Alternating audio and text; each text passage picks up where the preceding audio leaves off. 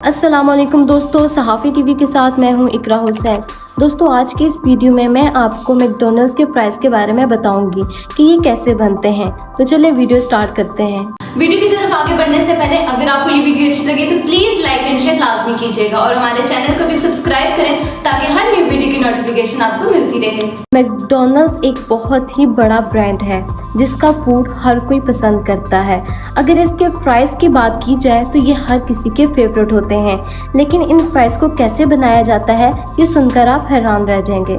जिन companies में ये fries बनाए जाते हैं उनके पास बहुत बड़े फार्म हाउस मौजूद होते हैं जहां पर पोटैटोज़ की फसल उगाई जाती है। जब ये तैयार हो जाते हैं तो फिर इनका छिलका उतारा जाता है और फिर इनको बड़ी बड़ी एक बहुत तेज़ ब्लेड वाली मशीन से गुजारा जाता है और फिर ये एक फ्राइज़ की शक्ल में तैयार हो जाती हैं। इसके बाद ऑप्टिकल सिलेंडर और लेयर्स की मदद से इनके डार्क स्पॉट को ख़त्म किया जाता है और इस तरह ये एक परफेक्ट शेप में तैयार हो जाती हैं। फिर इन पोटैटोज़ को ड्राई होने के लिए रख दिया जाता है।